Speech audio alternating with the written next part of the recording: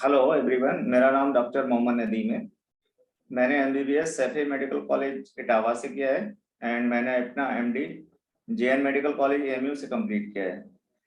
Currently मैं बरेली में अमृत धारा हॉस्पिटल रामपुर गार्डन है, वहाँ पे एज ए कंसल्टेंट फिजिशियन काम कर रहा हूँ। तो हमारी आज की चर्चा का विषय होगा कि ब्लड प्रेशर क्या है और इसकी रोकथाम कैसे की जाए।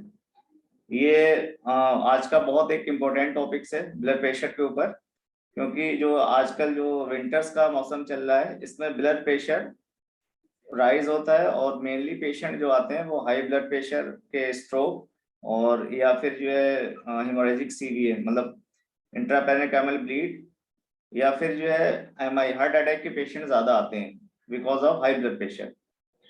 तो सबसे पहले जानना जरूरी है कि ब्लड प्रेशर क्या होता है। ब्लड प्रेशर आमतौर पर हर कोई स्वस्थ या समान ब्लड प्रेशर रखना चाहता है, लेकिन इसका सही अर्थ क्या है कि नॉर्मल ब्लड प्रेशर क्या होता है। मूल रूप से जब भी दिल धड़कता है तब ये रक्त वाहिनियों में रक्त पंप करता है और इसकी रक्त वाहिनियों की दीवारों पर जो भी दबाव पैदा होता है इसी को ब्लड प्रेशर कहते हैं। इसकी नॉर्मल रेंज 100 ये दो कंपोनेंट होते हैं ब्लड प्रेशर के, सिस्टोलिक ब्लड प्रेशर होता है और डायस्टोलिक ब्लड प्रेशर होता है। सिस्टोलिक ब्लड प्रेशर की नॉर्मल रेंज जो होती है वो less then 140 mm of mercury होती है और डायस्टोलिक ब्लड प्रेशर की normal range 80 millimetre of mercury होती है, 90 मिलीमीटर मर्करी ऑफ से कम होता है।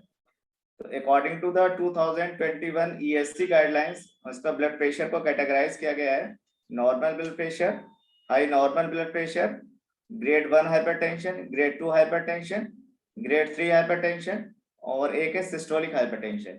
ये अभी न्यू गाइडलाइंस है 2021 की। तो इसकी मैं पहले इसका नॉर्मल जो रेंज दी हुई है उसमें ब्लड प्रेशर की वो less than 120 to less than 180, less than 120 to less than 80 मतलब सिस्टोलिक ब्लड प्रेशर 120 से कम हो, डायस्टोलिक ब्लड प्रेशर 80 से कम हो। तो ये जो है नॉर्मल ब्लड प्रेशर है। हाई नॉर्मल 120 से 129 और डायस्टोलिक ब्लड प्रेशर 80 से 84 mm mercury. High normal blood pressure 130 से 139 सिस्टोलिक ब्लड प्रेशर और डायस्टोलिक ब्लड प्रेशर 85 से 89 mm of mercury. Grade 1 hypertension 140 से सिस्टोलिक ब्लड प्रेशर 140 से 159 और डायस्टोलिक ब्लड प्रेशर 90 से 99 mm of mercury. Grade 2 hypertension 160 से 160 to 179 mm mercury and diastolic blood pressure is 100 to 109 मतलब 100 से 109 mm mercury, नीचे वाला ब्लड प्रेशर जो है। और grade 3 hypertension systolic blood pressure 180 से ज्यादा हो और डायस्टोलिक ब्लड प्रेशर 110 से ज्यादा हो। तो ये न्यू गाइडलाइंस है ESC की 2021 की गाइडलाइंस है जिसमें ब्लड प्रेशर को डिफाइन किया गया है, इसकी कैटेगरीज डिफाइन की गई हैं। तो ब्लड प्रेशर जो है जनरली किन किन मरीजों को ज्यादा होता है। आजकल की जो लाइफ स्टाइल है, रिस्क फैक्टर जो है, सेडेंट्री लाइफ हो गई, मतलब आदमी जो है बिल्कुल बैठे बैठे काम कर रहा है, जो फिजिकल एक्टिविटीज कम हो गई है उसकी, तो उन पेशेंट को ब्लड प्रेशर ज्यादा हो रहा है। ओबीज पेशेंट को ज्यादा ब्लड प्रेशर होता है।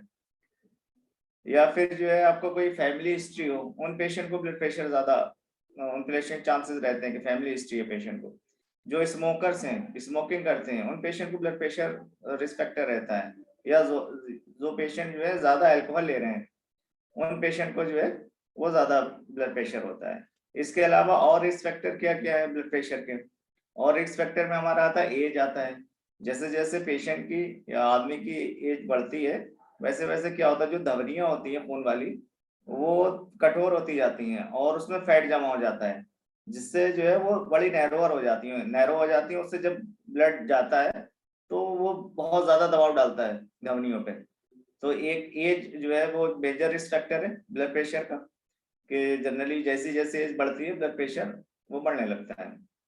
सेकेंड रिस्क फैक्टर में हाई साल्ट डाइट, जो लोग ज्यादा नमक खाते हैं उन पेशेंट को बहुत ज्यादा चांसेस रहते हैं कि ब्लड प्रेशर उन्हें ज्यादा होता है। तीसरा जो है अनसेचुरेटेड फैटी एसिड, जो फास्ट फूड खा रहे हैं या फैट का ज्यादा यूज कर रहे हैं, ठीक है। डिसलिपिडीमिया है जिनको मतलब कोलेस्ट्रॉल बढ़ा हुआ है, उन मरीजों में ज्यादा चांसेस होते हैं कि भाई ब्लड प्रेशर ज्यादा जो है वो बढ़ा हुआ रहता है। या जो लोग अपने खाने में डाइट पोटेशियम कम लेते हैं डाइट में, उन लोगों को जो है ब्लड प्रेशर के ज्यादा चांसेस रहते हैं। तो इससे कैसे करके रोकथाम किया जाए? इनिशियल स्टेज में तो रोकथाम जो रिस्क फैक्टर है उन्हें अवॉइड किया जाए। ठीक है, सबसे पहले आप फिजिकल एक्टिविटीज बढ़ाइए, वेट कम करिए। ठीक है, साल्ट रेस्ट्रिक्ट कर दीजिएगा अपनी डाइट में, 2 ग्राम से कम साल्ट लेना है आपको। तीसरा जो है अपने खाने में पोटेशियम जो है वो ज्यादा लीजिएगा डाइट में। और एक होता है DASH diet, dietary approach to stop hypertension. इसमें कुछ एक डाइट चार्ट होता है कि आप जो है कुछ सब्जियां होती हैं, फ्रूट्स होते हैं, या जो है मिल्क प्रोडक्ट्स होते हैं, उनको ज्यादा लेना है। वो पूरा एक चार्ट होता है डैश डाइट का, मेडिटेरियन डाइट या डैश डाइट, उसको ज्यादा लेना है। तो ये जो है ऐसे करके हम जो है ब्लड प्रेशर को बचाया जा सकता है। दूसरा ये है कि भाई ब्लड प्रेशर में एक साइलेंट किलर कहा जाता है, इसमें कोई सिम्टम्स नहीं होते हैं मरीज को। इसमें पेशेंट जनरली जो है जब बहुत ज्यादा ब्लड प्रेशर होता है तभी सिम्टम्स होते हैं, वरना पेशेंट आता है, पेशेंट का 180 190 ब्लड प्रेशर चल रहा है, उससे कुछ परेशानी नहीं, उससे सिम्टम ही नहीं होते हैं। तो इसे साइलेंट किलर कहा जाता है कि धीरे धीरे आदमी को या तो जो है उसका एकदम स्ट्रोक हो जाएगा। जैसे ठंड में इस वक्त क्या होता है, एकदम ब्लड प्रेशर राइज किया 220 230 हुआ और उसकी जो है आर्टरी रप्चर कर गई, तो पेशेंट स्ट्रोक करके हेमोरेजिक स्ट्रोक करके प्रेजेंट करता है। या फिर जो एमआई हो जाता है पेशेंट को। या फिर जो ऐसे ही अगर ब्लड प्रेशर बढ़ा रहता है तो धीरे धीरे पेशेंट के गुर्दे खराब हो जाते हैं, किडनी में प्रॉब्लम आ जाती है, सीकेडी हो जाता है पेशेंट को, रेटिनोपैथी हो जाती है, आंखों में परेशानी आ जाती है, दिखने में दिक्कत हो जाती है पेशेंट को। ठीक है, एमआई हो सकता है, हार्ट अटैक हो सकता है। ब्लड जैसे जैसे साइज बढ़ता जाता है हार्ट का, हार्ट पे लोड ज्यादा पड़ता है तो साइज बढ़ जाता है पेशेंट को, फिर कार्डियोमायोपैथी हो जाती है पेशेंट को।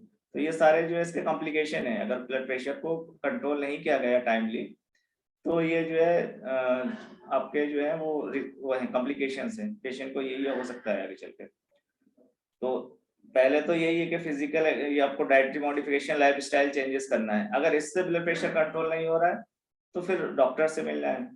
उसमें गाइडलाइंस है हाइपरटेंशन की, ईएससी गाइडलाइंस, एएसएससी गाइडलाइंस है, उसके अकॉर्डिंग जो ब्लड प्रेशर की मेडिसिन है, calcium channel block first line जो मेडिकेशन है, कैल्शियम चैनल ब्लॉकर्स हो गए, एएस इनहिबिटर, एआरबी हो गए, और जो डाययूरेटिक्स हो गए। तो ये जो है डॉक्टर्स इनमें जो है अकॉर्डिंगली पेशेंट के जो है वो ट्रीटमेंट स्टार्ट कर देता है। एक मेडिकेशन से स्टार्ट नहीं होता है, तो कंट्रोल नहीं होता है ब्लड प्रेशर, तो फिर जो है उसकी डोज बढ़ाई जाती है, या फिर जो एक साथ 2 मेडिकेशन स्टार्ट की जाती हैं। तो वो पेशेंट के सिचुएशन के हिसाब से जो है वो मेडिकेशन स्टार्ट की जाती है। अगर पेशेंट को हार्ट की परेशानी है तो बीटा ब्लॉकर साथ में ऐड कर देते हैं, किडनी की परेशानी है तो as inhibitor, ARB drug of choice होती है। तो ये जो है ब्लड प्रेशर के मेजर मेजर जो है वो इसके रोकथाम के तरीके हैं। तो यही है आज का टॉपिक। Thank you.